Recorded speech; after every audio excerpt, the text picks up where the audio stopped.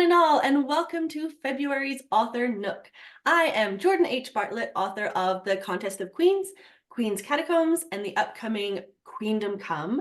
And I'm joined today by not one, but two incredible authors to chat about the only thing on anyone's mind in this month of love, which is murder. Welcome, Terry Friedman, who's on this side of me today. And welcome, Marcy McCreary, who's on this side of me today.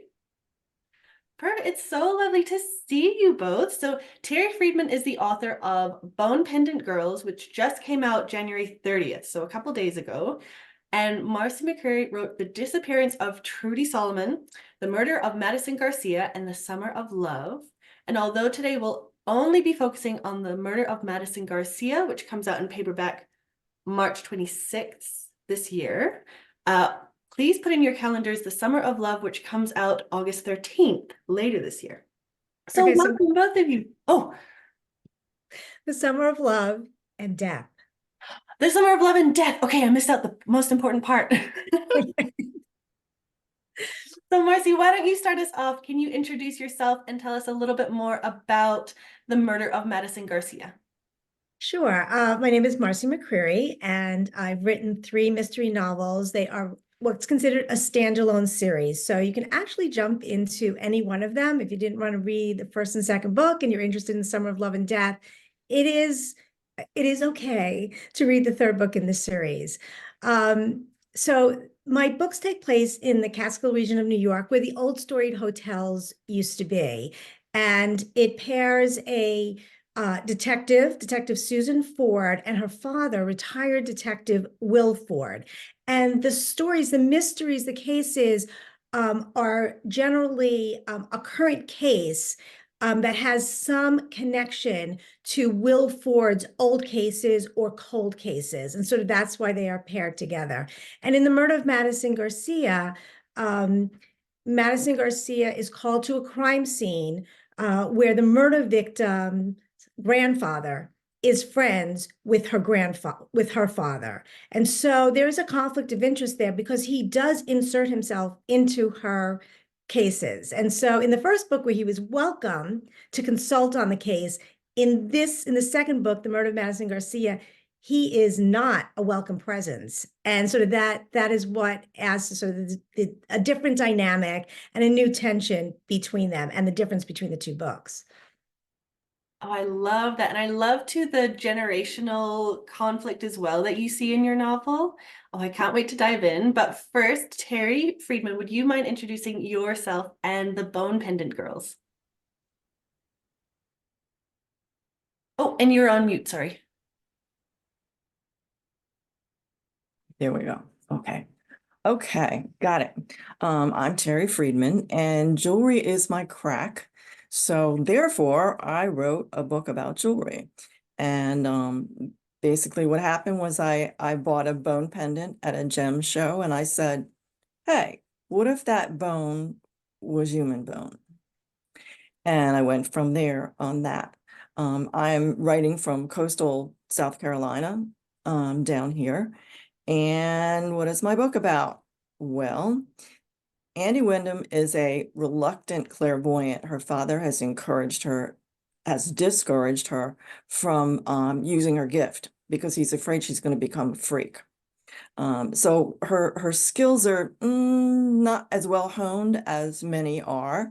And anyway, she buys 2 pendants with girls' faces etched on them and discovers that the pendants belong to missing runaways.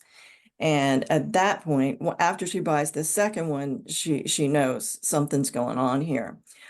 She can't find the person who made the pendant, and so her next job is to find the person who made the pendant so she can get more information about them. And she's drawn into this mystery, and it's going to force her to confront her guilt, her gifts, and her ghost, and the ghost haunting her. And the pendant girls actually speak to her throughout, and they're helping her solve the mystery as she goes along. But there are some ghost rules that interfere with how much exactly they can help her, because she can't interfere with justice.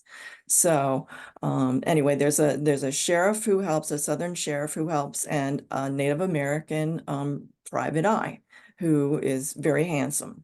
And so those are her helpers. And in the end, she has to find the girls' bodies before this mean, nasty villain named Fisherman finds her. Wow. I love that. And it's so cool the way you both have these kind of older mentor figures for the new generation of murder mystery solvers, whether it be ghost mysteries or why did someone leave a phone message on, or why did someone try and call me the day before she died mystery. It's very, very cool. So what inspired you to, well, Terry, we know that you love jewelry. It is your crack. And what inspired you to write the Bone Pendant Girls? Part of it was that, I don't know if you can see this, I'm going to hold it up. This was the original piece that I bought. And it has a moon face in it. And then later on, I found another piece which has a much more visible face on it. And she's really a very pretty girl. And so that was part of it. And then it takes place in Columbia, South Carolina, in an area where I used to live. And in that area, I was stalked. Well, I won't say stalked. I don't know. I still can't figure it out. Somebody followed me, and there had been a lot of assaults in the area. And when I slowed up, he slowed up. When I sped up, he sped up. And finally, at a corner, I turned around and said, "Oh, thank God it's you." I had no idea who he was. And anyway, I explained I was out here because my boyfriend didn't drive me back from my night class, and he walked me home. But to this day, I'm not sure whether he was the mugger or whether he was just a nice guy who walked me home. The guy who was following you then turned out to be nice. That is so interesting. You kind of did the old Uno reverse on him. Yeah, I have a theory that if you take the fear out of the victim, the crime is not any fun for the predator anymore. Oh, I'm actually going to make note of that. That is a very good, I mean, it's a risky Yeah, business, but don't try this at home. yeah. I mean, did you have like your key, did you have a key between your fingers? Like, were you ready just in case? I mean, no. Okay. No, no, I just got to that corner and I said, okay, that's enough. So I'll just see what's going on. And he walked me home. Wow. He said, And if you then were my didn't girlfriend, I would have he? carried a baseball bat and a broken bottle. And I was like, okay.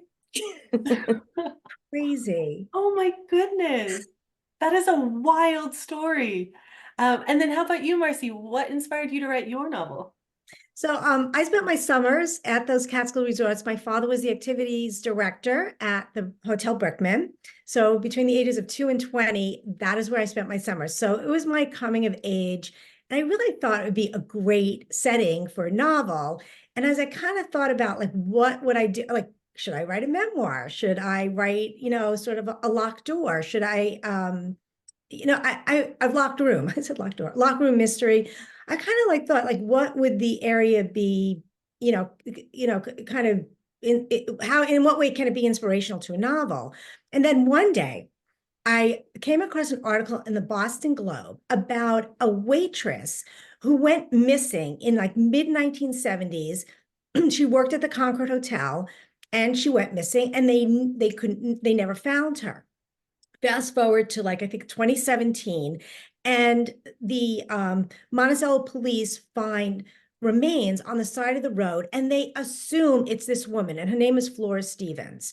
And they simply do a social security, they run it through the database, and they get a ping at a memory care facility in Lowell, Massachusetts. So the detectives go out to Lowell, Massachusetts with her old ID, and she has Alzheimer's. So she can't, they do determine that it is her. It is Flora Stevens by the picture, by she mentions her husband, Ben, or something. And so they begin to sort of realize that this is this woman who's been missing all this time. And I'm thinking to myself, two things. One, where has she been all this time? And two, what about the skeletal remains? So it just gets stuck in my head. And I'm like, you know what? This is a great foundation, a great premise for a story. And I think that because my father was, played a very large part in my coming of age at these hotels. I immediately put together this idea that what if the detective who finds her in 2018 is somehow connected to the detective who was trying to find her in 1975? And then the next was like, well, what if it is a father and daughter, detective team? And what if he's retired and this has been his sort of white whale? Like he was never able to solve the case and he's always wanted to solve it. And then it also had implications about her own family. And there's more behind the mystery of why she disappeared and how it's related to the skeletal remains on the side of the road. And that was the inspiration for the original novel. And from there, just the setting lent itself to, and the characters lend themselves to more stories. Wow, I love that. That's so interesting that actually both of your inspirations come from a mystery that you either experienced yourself or discovered in your own world, and then decided to create more mystery in literature from. Right. I think you mentioned the telephone call that Susan Ford receives, and that sort of kicks off the second book. I mean, that happened to me. So I received a phone call and it said unknown number, but it was not, you could see the number and you could see where it was from. It said Cleveland, Ohio. So I did a reverse lookup and I found the guy's name and I went on Facebook, but he had a private page. So I really couldn't figure out that much more. And I was like, okay, I don't know this person. It was obviously a butt call, wrong call. And so, but then I got to think, well, what if a detective received this call and she didn't know who it was? She goes through the same, exercise I did. And she just blows it off as a wrong call. And then the next day she's called to a murder scene and the victim is the person who called her the night before. And so that kicked off that. Perfect. Amazing. And it's such a good hook because also your character starts off sick, which I'm just coming off of being sick myself, so I very much related to. But she starts off being quite sick in the bath, and then she's kind of going through like almost reluctantly, like, oh, I'll just check it out. I'll just, reverse search. And then it actually turns out to be like, oh, I should have picked up that call. Oh, this is actually connected to a murder. I need to like get well and get on it because it is fast happening. Exactly. Yeah. And I actually love how you guys must have the minds for mystery and murder mystery because Terry, when you found that bone pendant, your first what if was, what if it was human bone? And then Marcy, your first what if with an unknown number is, what if it's actually someone who ends up dying? Like, you must have the brains for writing these kinds of books because your minds both went there. I'm constantly thinking, what if? I mean, I'm sure Terry is too. Like that's I do not plot. So I'm constantly going, what if this then happened? What if this then happened? Like, so I'm constantly doing what if in my head. Fantastic. And then, so my thing when I think about what it takes to write a murder mystery where you as the author, you know who done it. You know where you're trying to get your audience. And I know when I was watching Scooby-Doo as a child, I was always a bit frustrated because Velma would kind of pull evidence out of her hat and be like, look at this thing I found off screen and it solves the murder. So I never felt like I had a chance to solve it myself. But as you're writing, how do you know or how do you juggle when to dole out a clue for the reader to find or when to feed the audience a red herring? How do you juggle that? And I'll start with you, Terry. Okay. Well, I mean, in my case, it becomes an investigation from the very beginning. So, as they find evidence, they find the clues.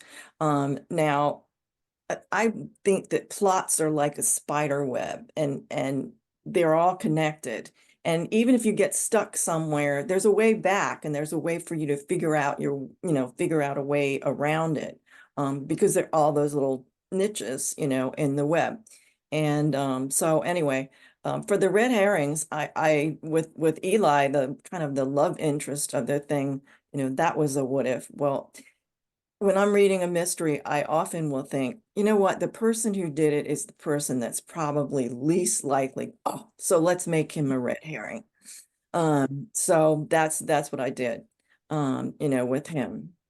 And so that's basically, my technique.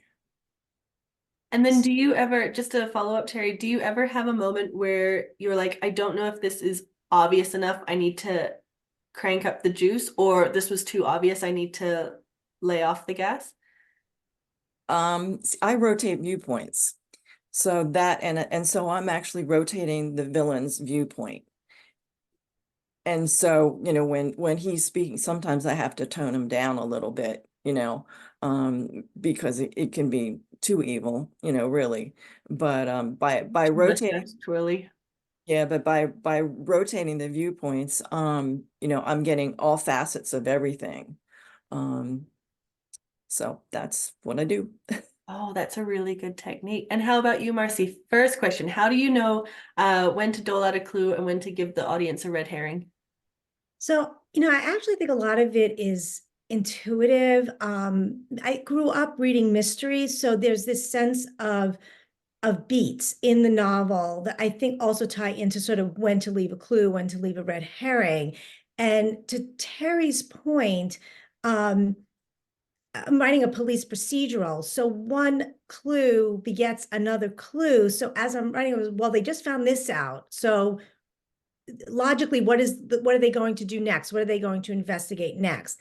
Whether it's a clue or a red herring, again, I think I'm just doing it intuitively.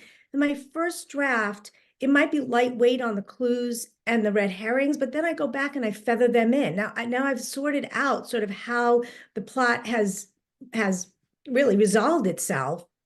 And so now I can go back and say, oh, that was too heavy. That clue was too heavy. Let me pare it back a little bit. Oh, that red herring is too obscure, or it's not interesting enough. So it's in the second draft where I really take a look at all the places where I've put clues and red herrings. And now I'm like taking them out, enhancing them, making them make sense. Because again, I'm pantsing. So I might have put in a red herring. I might have put in a clue actually that makes no sense whatsoever. So I just go back and sort of say, okay, that's just going to.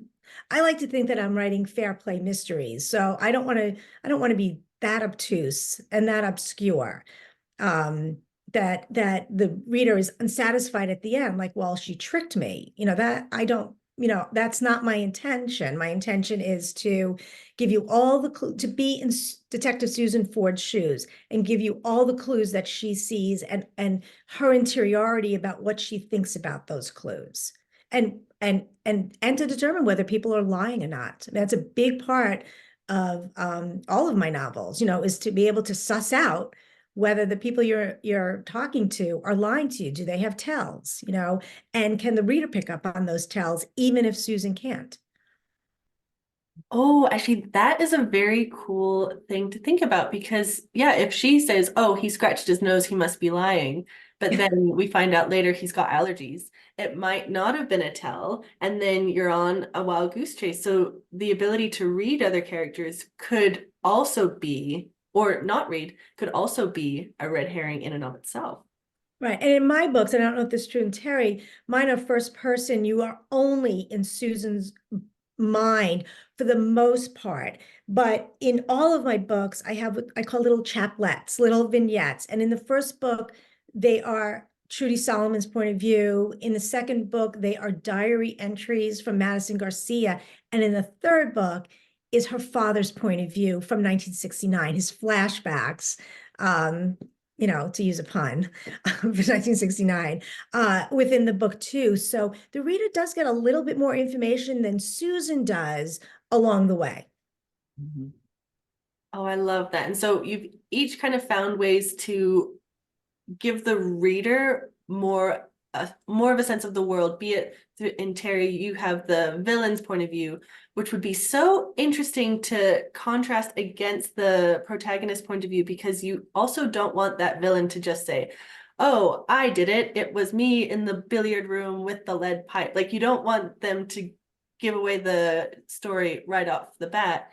But then do you find you kind of toy with the notion that you're maybe making them sympathetic, or you're kind of, I don't know, making them character you might want to root for if the motives are good enough? Absolutely. Yep. He in the first piece of in his first chapter, And by the way, I have ghost chapters too. So some of it is also told through the ghost girl's point of view. I rotate three viewpoints throughout.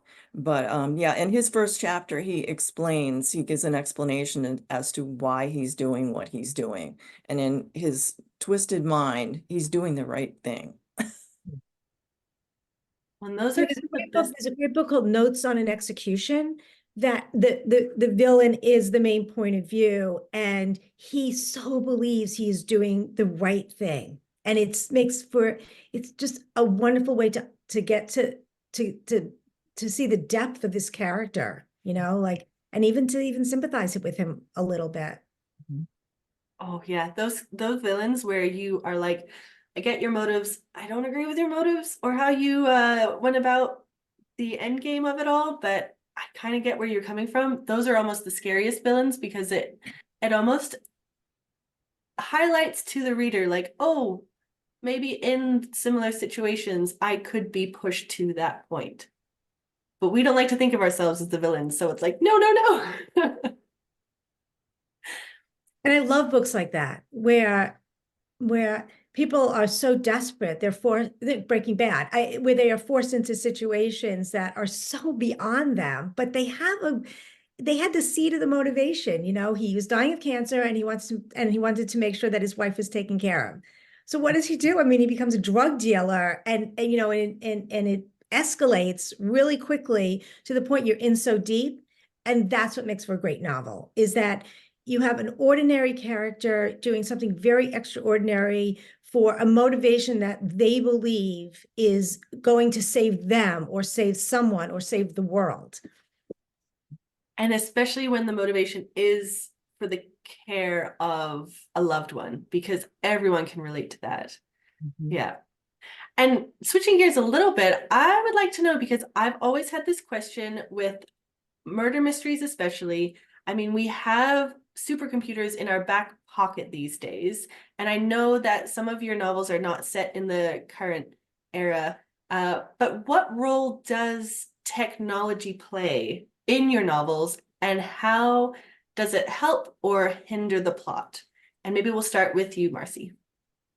I love technology. I mean, to me, that's technology is sort of is a fun is a fun element of my novels. I mean, even though my novels have a dual timeline, they are really set in 2018 and 2019. The three books span that time period. So it's modern with modern technology.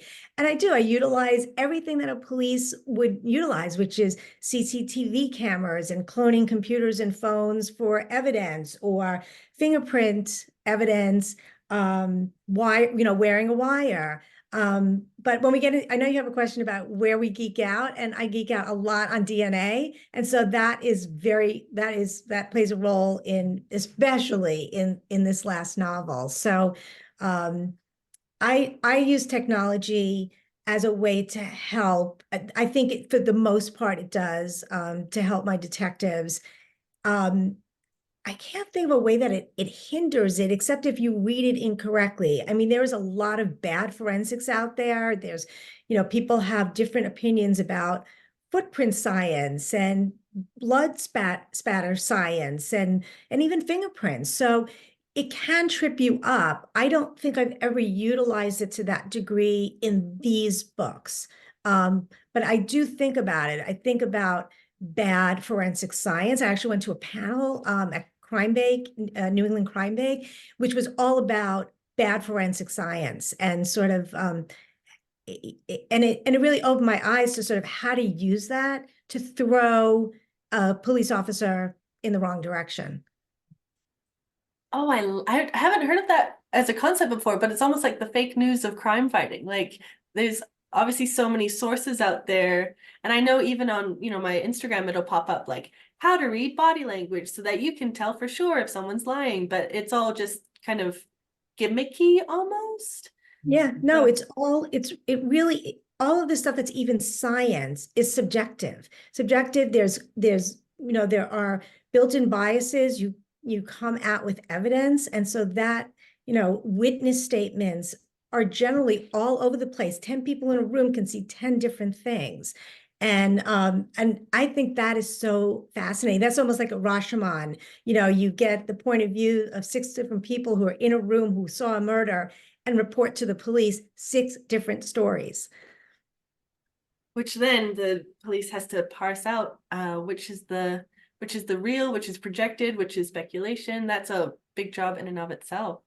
And how about you, Terry? Because you've got a spiritual, ghosty, supernatural element to your murder mystery. So how did technology play a role? Did it help or hinder?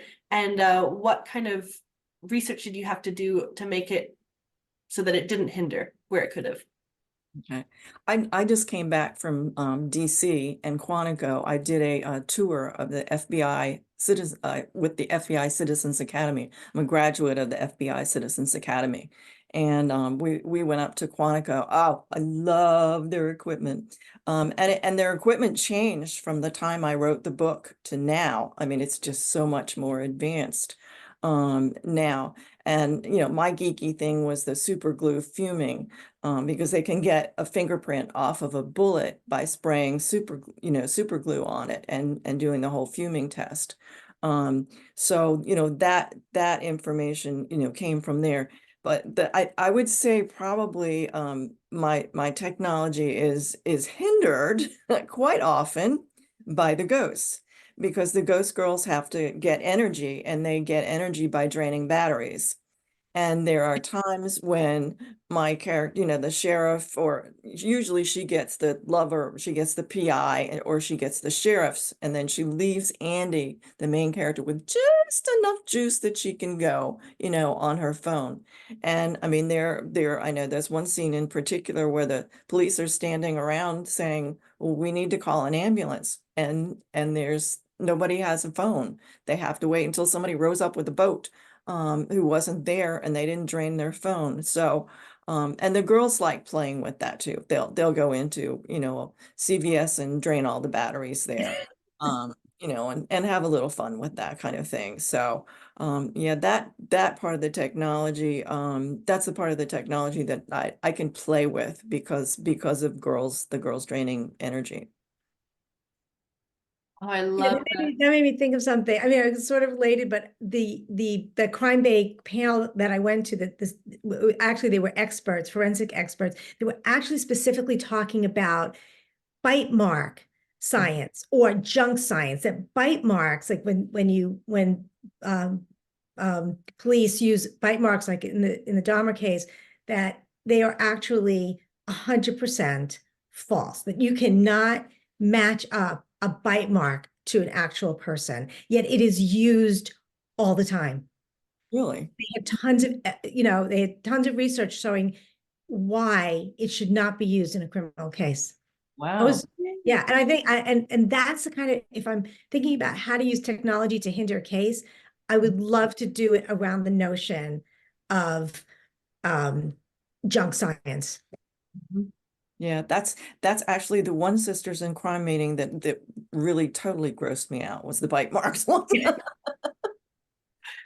Because yeah, I guess the idea is it's almost like a footprint, like you bite and then you can match it to dentals. But I guess if there's movement, it wouldn't leave a clear imprint. Is that I have to go back to my notes, but there was just, that's part of it, but there's just so much more to it, why it really isn't accurate. And the only reason that it became used was because by just coincidence, they used it for the Dahmer case, and it did match. It was his teeth. He was the perp, obviously, and that was the victim. And from that, all of a sudden, everyone said, okay, yeah, that proves that we can actually do matches, dental matches on bite marks.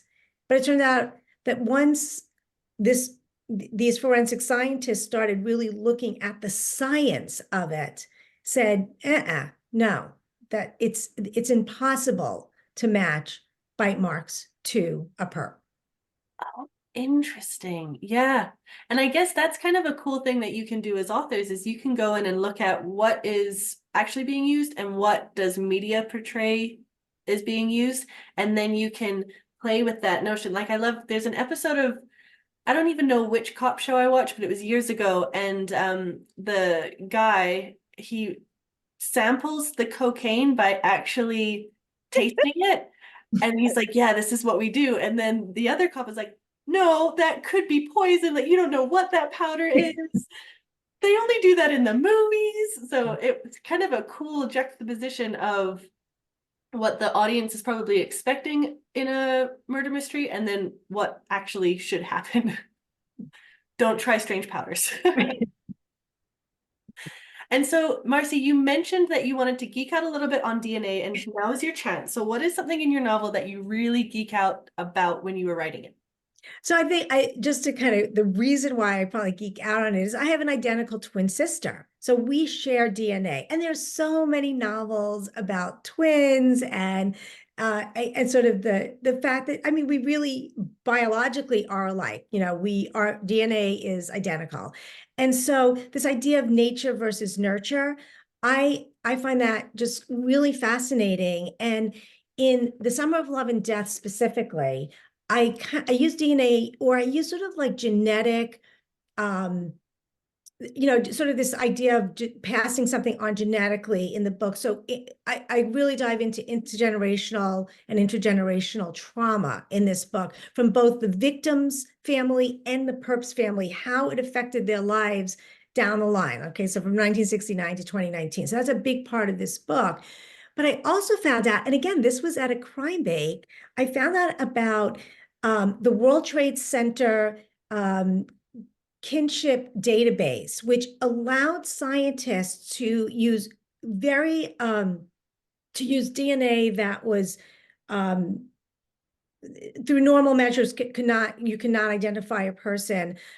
They were able to create some sort of science that that is they can get DNA from a relative. They can at least do some sort of match and try to match up more of the unknown victims of 9/11. There's a huge database, and I thought, oh my God, again, I was just so fascinated by that, thinking about how I can utilize that in my novel. And I did, because I'm trying to think what's a unique way to come at DNA that I haven't seen before, that is a possibility that I can use within the narrative. And so I wrote in a storyline about the World Trade Center kinship database. Oh, incredible. And then how about you, Terry? What is something that you really geeked out about when you were writing your novel? Well, actually, the super glue fuming was the one thing, because you can find fingerprints on smooth objects that way. They identified the bodies that were found, and by the way, that this, I don't think I said this in the beginning, but I actually had a student who disappeared, and they found her years and years later. And I don't want to give too much away, because that will give away, a clue in terms of the book. But it was when they found her, there was hair, and of course there were bones, and there were, there was dental evidence as well. So that's the way they identify the Mariah, my super sweet ghost in my story, when she leads them to where she's buried in the end. But yeah, and that's a hard thing for the parents. I mean, I just can't even imagine, somebody knocking on the door and saying, we found your daughter's body somewhere, especially if they're young. So that's kind of what I used. Hair, I used hair, and I used teeth. And obviously the bone that made up the pendant is a huge piece in there too. And Right. And the and the woman who bought the pendant is furious when she discovers that they've totally destroyed her pendant to find out, to get the DNA and to get the evidence that they need from it. But they would have had to chop it up basically, and get the evidence that way. And I actually I ran into Kathy Reichs at one point at a luncheon, and I said, what do you think? And she said, well, it's hard to tell because there's not big bone. There's not enough of the original bone for you to tell. But anyway, and then I talked to a forensic psychologist or forensic anthropologist, and learned, yeah, they could break it down, and they can tell the difference between a human bone and an animal bone. And actually, you and I can tell the difference between ivory and something that's fake ivory as well. Has to do with If the it's smooth, has to do with what? Oh, those like the striations. yeah, they're called Schrager lines. Yeah. Oh, Mhm. interesting. And so, what is a passage or quote that you can share with us today, Terry? I'm hoping this isn't too long for you, but this is from the beginning of the book that kind of sets everything up. I use a lot of ginkgo leaves, and for the reason that they have a history and there's healing power in them and that kind of thing. Ginkgo leaves drifted down like butterfly wings outside the gem show. They made a yellow carpet on the walkway to the boarding school's gymnasium. Within the swirling leaves, Andy heard a voice. Hollow metallic vowels rustled like leaves in gutters. Consonants scratched and thumped like animals trapped in heating ducts. When the frantic skittering of syllables merged into words, a ghostly plea slipped into her consciousness. Trapped. Help. You'll find your way to the other side, Andy whispered. Some days the spirits refused to leave her in peace. Turning off their voices was like trying to keep a snake in a bird cage. Oh, I Nice. love that. And such a beautiful visual. Because I think the cover of your book has ginkgo leaves on it, or is it on the inside that Yeah. you have Oh, that? they're all over. They're inside and outside. Yeah, Camcat did a fabulous job, really. Yep. Oh, I love the internal art in all of my books is so cool. Like in um in The Summer of Love and Death, each of the chapters have this little peace sign. And Oh, then Will's chapter has, and this is like talk about geek out, it has the DNA helix. the helix. There you go. Oh, I love that. You must have been tickled pink. I just absolutely loved it. And then on the inside, I don't know if you have your book, Terry, readily available, but also um, the murder victims are tied up with rope. And so they did this really kind of cool thing with rope on Oh, the very inside. cool. Yeah. No, they did ginkgo leaves. And it's, Oh, That's that's beautiful. beautiful. yeah, yeah. And I did the chapter art like you did too at the beginning of each chapter. And as it rotates the viewpoints, I think that helps. Because her viewpoint is doves, and Mariah's viewpoint is the ginkgo leaves, and the fisherman is skulls. Huh? So we know right off the bat who's the bad guy. The Yep. one with the skulls. Mhm.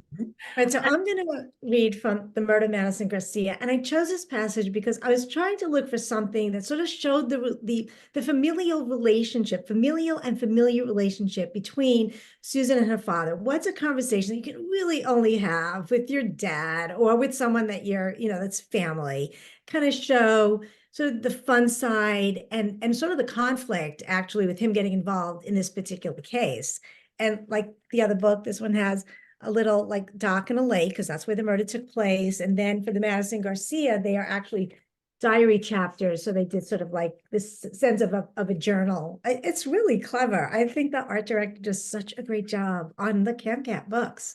So they make them special. So the heart, so they feel like special editions when they're really not.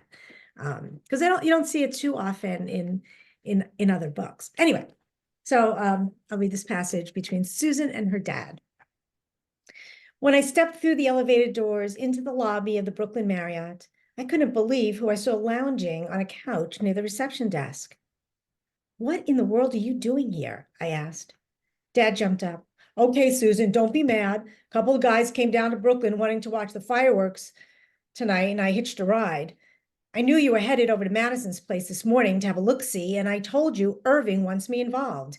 And I thought this was an unobtrusive way to insert myself. You can just think of it as keeping you company. Keeping me company? That's an interesting way of putting it. I kept my annoyance in check, although clearly some amount of irritation leaked through. When did you get down here?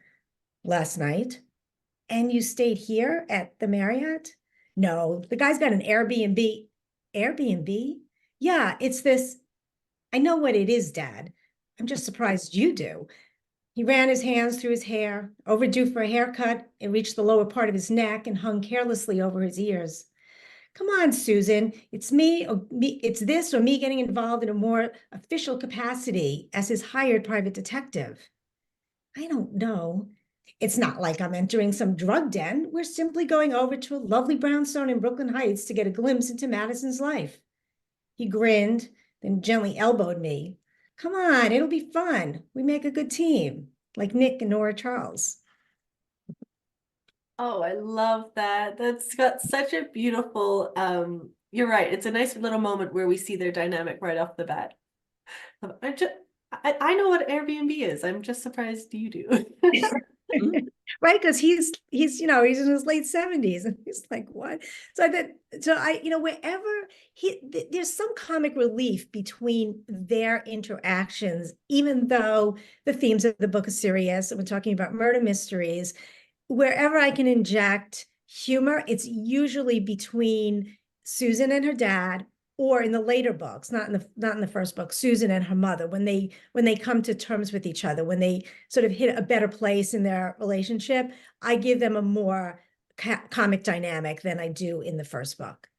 Fantastic. And I think that's so important with murder mysteries is we need that palate cleanser. Because if it's, I mean, I know a lot of people loved that new Batman movie with Robert Pattinson, but I had such beef with the fact that there was no sincere smile, there was no laughter, there was no moment of any levity. And so the whole thing, you just leave the theater and you're like, oh my gosh, that was so heavy. So yeah, I think if you're dealing with dark matter, it's so nice to have that lightness. And to finish us off, so could I please get you to each let us know where we can find you online? So your website and your most active social media. And we'll start with Terry.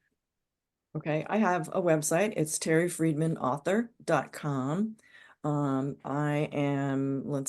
Wine and Reese's all together on Instagram. And I also have an Amazon Facebook account.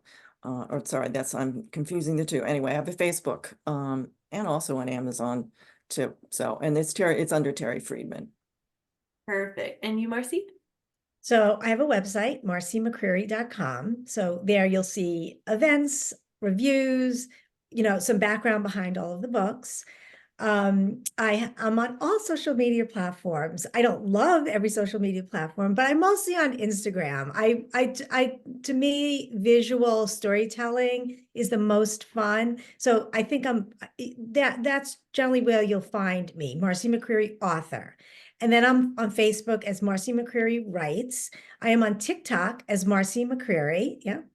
I am I am on BookBub. I am on Goodreads. I am on Amazon. So I do have author pages there as well that can be followed. I am on Twitter. I'm not a big fan anymore. And I'm on Threads, which is associated with Instagram. So that's also Marcy McCreary author. So yeah, I'm everywhere. Everywhere, perfect. And so I'll put those links in the episode description and in the thing down below. Everybody should go out and get a copy of The Bone Pendant Girls, which came out January 30th, or one, two, or all three of the Ford Family Mystery books from Marcy McCreary. They're sold where all good books are sold. We strongly recommend you recommend them to your local bookstore or local library because they need your money more than Amazon does. But obviously you can get them on Amazon. And thank you both so much for joining me today for our love and murder kind of chat. And thank you. It was a real pleasure to join you guys on this podcast.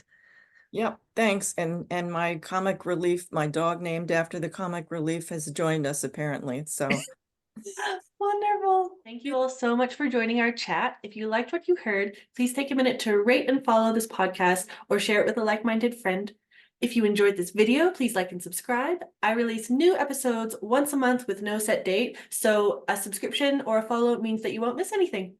However you wound up here, I hope you're well and living most magically.